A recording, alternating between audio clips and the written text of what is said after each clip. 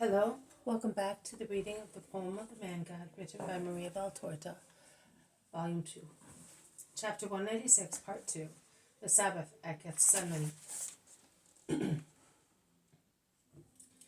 Please go on with your classification of loves, begs the zealot.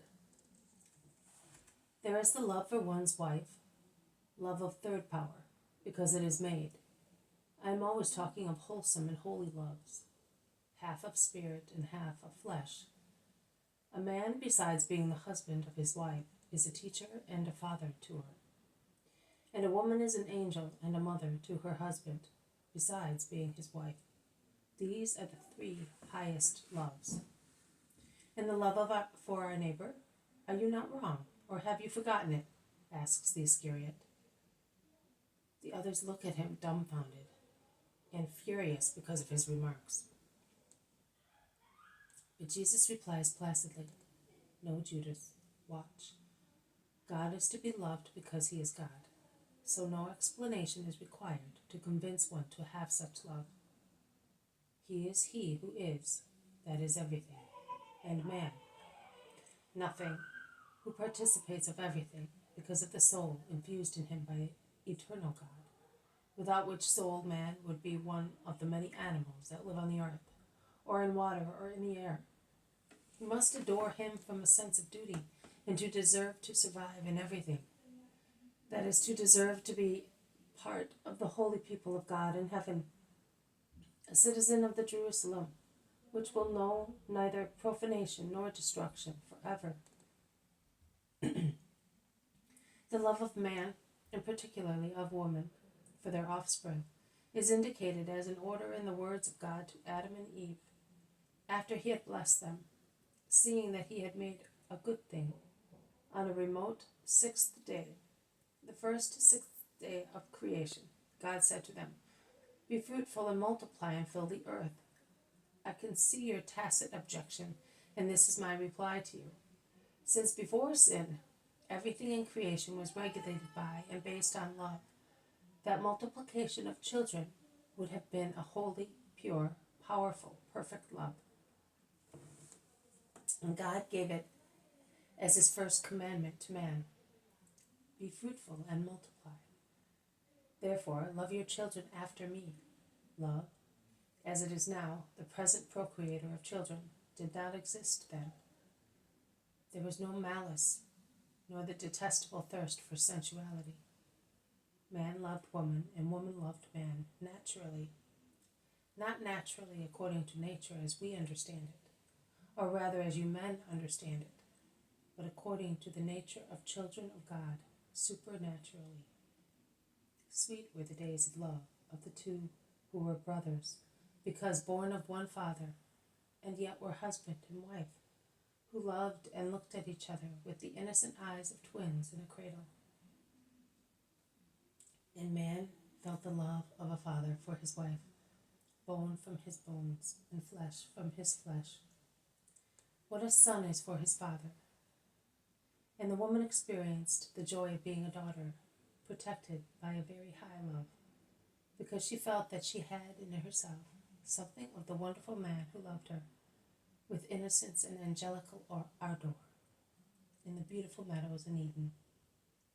Later, in the sequence of commands that God, smiling, gave to his beloved children, there comes what Adam himself, gifted by grace with an intelligence inferior only to God's, decreed, speaking of his wife, and of every woman through Eve, a decree of the thought of God, which was clearly reflected by the spotless mirror of Adam's spirit. A flower in thought and in word. Man will leave his father and his mother and will join himself to his wife, and they will become one body. If there had not been the three pillars of the three above-mentioned loves, could there have been love for one's neighbor? No, it could not have existed. The love of God makes God a friend and teaches love.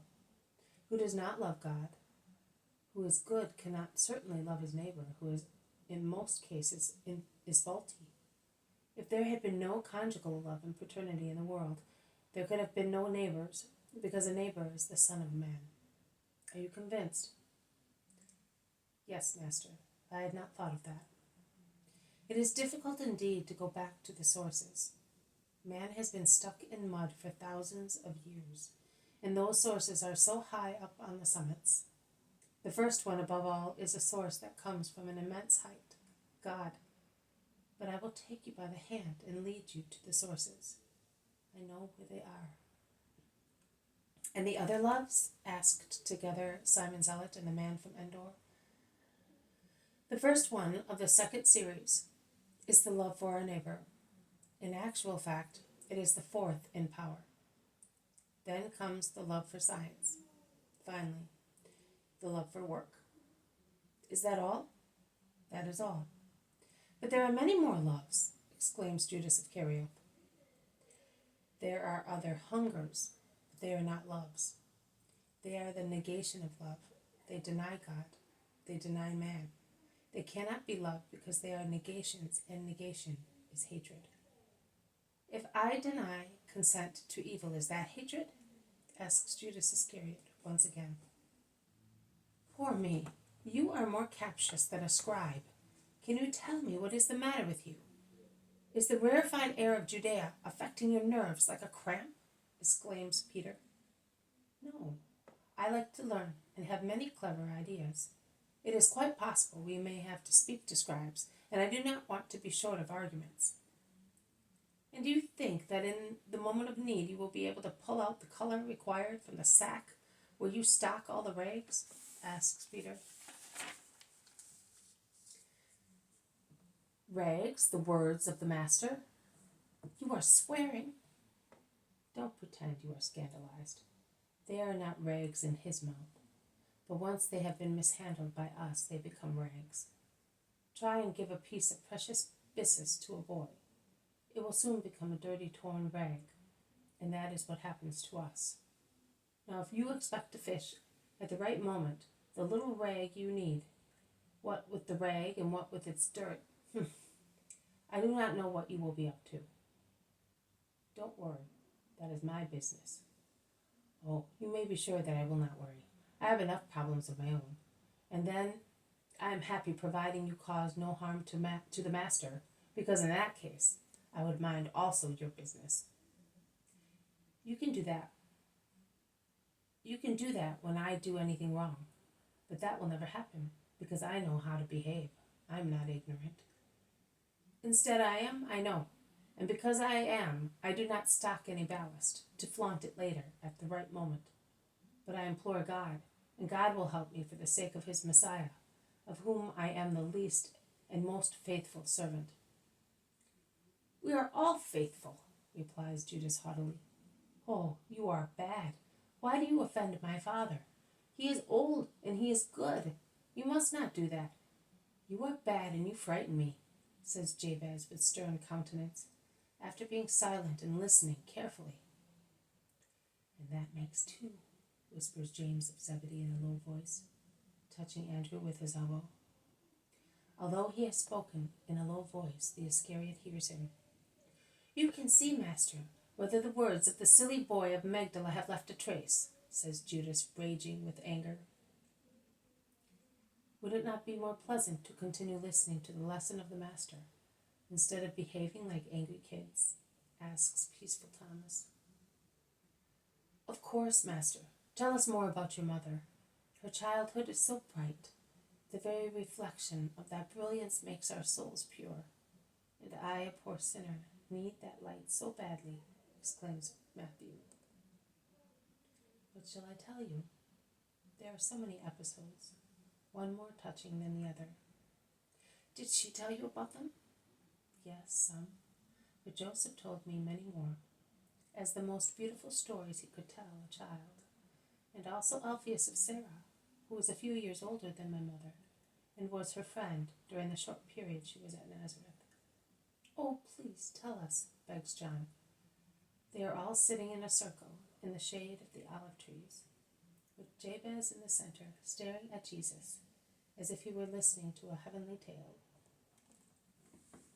I will tell you about the lesson on chastity that my mother gave her little friend, and many more people a few days before entering the temple. A girl in Nazareth, a relative of Sarah's, got married on that day, and also Joachim and Anne had been invited to the wedding. Little Mary went with them, and with other children, she was to spread loose flower petals on the bride's way. They say that she was most beautiful as a child, and everybody contended for her after the joyful arrival of the bride. It was not easy to see Mary every day, as she lived mostly at home, where she loved a little grotto more than any other place, and even nowadays she calls it the grotto of her nuptials. So when she appeared outside, fair-haired, rosy, and kind, she was overwhelmed by caresses. They used to call her the flower of Nazareth, or the pearl of Galilee, or also the peace of God, in remembrance of a huge rainbow which suddenly appeared as soon as she was born. She was in fact all that, and much more. She is the flower of heaven and of creation, the pearl of paradise, and the peace of God. Yes, the peace of God. I am the peaceful one because I am the Son of the Father and the Son of Mary, the infinite peace and sweet peace.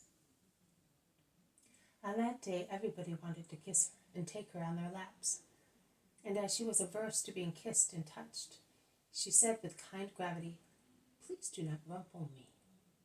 They thought she was talking of her linen dress, held tight to her waist, to her wrists and neck by a blue band, or of her little wreath of blue flowers with which Anne had adorned her head to keep her light curls in place, and they assured her that they would not crease her dress or the wreath. But sure of herself, a little 3-year-old woman standing in the middle of a circle of adults, she said seriously, "I am not thinking of what can be mended. I am speaking of my soul. It belongs to God, and it does not wish to be touched but by God." They objected, "But we are kissing you, not your soul." She replied, "My body is the temple of my soul, and the spirit is its priest." People are not allowed to enter the enclosure of priests. Please do not enter the enclosure of God. Alpheus, who was then about 8 years old and was very fond of her, was greatly impressed by that reply, and the following day, seeing her near her little grotto, he asked her, "Mary, when you are grown up, would you marry me?" He was still under the excitement of the nuptial feast at which he had been present, and she answered, "I am very fond of you, but I do not see you as a man. I will tell you a secret. I see only the soul of a living being, and I love it so much with all my heart, but I see only God as the true living being, to whom I will be able to give myself." That is one of the episodes. The true living being. That is a very deep word, exclaims Bartholomew. And Jesus, humbly and smiling, replies, "She was the mother of wisdom." Was she? But was she not 3 years old? She was. I already lived in her, as God was in her, in his most perfect unity and Trinity, since she was conceived. Excuse me, if I, a sinner, dare speak, but did Joachim and Anne know that she was the chosen virgin? Asks Judas Iscariot. No, they did not know. In that case, how could Joachim say that God had saved her in advance? Does that not refer to her privilege over sin? Yes, it does. But Joachim spoke inspired by God, like all the prophets. He himself did not understand the sublime supernatural truth that the Spirit spoke through his lips, because Joachim was just, so just as to deserve that paternity, and he was humble. There is no justice where there is pride. He was just and humble. He comforted his daughter out of fatherly love. He taught her through his wisdom of a priest, as he was such as a guardian of the ark of God. As a pontiff, he consecrated her with the sweetest title the Immaculate One. And a day will come when another gray-haired pontiff will say to the world, "She is the Immaculate Conception," and will give this truth to the world of believers as a dogma which cannot be refuted, so that the most beautiful Virgin of God, crowned with the stars, clad with the rays of the moon, which are not so pure as she is, brighter than all stars, the Queen of creation and of God, may shine, fully revealed, in the world which in those days will be sinking deeper and deeper in the gray fog of heresies and vices. Because God King has, as his queen, in his kingdom, Mary. So Joachim was a prophet? He was a just man. His soul repeated like an echo what God said to his soul, which was loved by God. "When are we going to his mother, my lord?" "To this mother, my lord," asks Jabez with eager eyes. "This evening." "What will you say to her when you see her?" "I greet you, Mother of the Savior." "Is that all right?" "Very good," confirms Jesus, caressing him. "But are we going to the temple today?" asks Philip. "We shall go there before leaving for Bethany, and you will stay here and be a good boy, will you not?" "Yes, my lord." The wife of Jonah, the caretaker of the olive grove, who has come near very quietly, says, "Why don't you take him? The boy is anxious to come." Jesus stares at her without saying anything. The woman understands and says, "I see. I should still have a little mantle of Mark.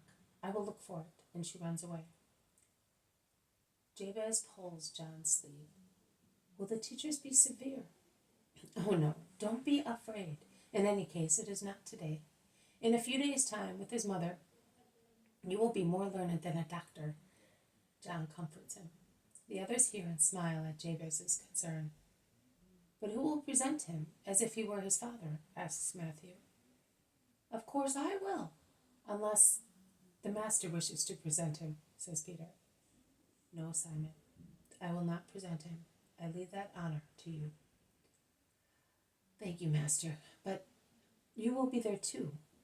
"Certainly, we shall all be there. He is our boy."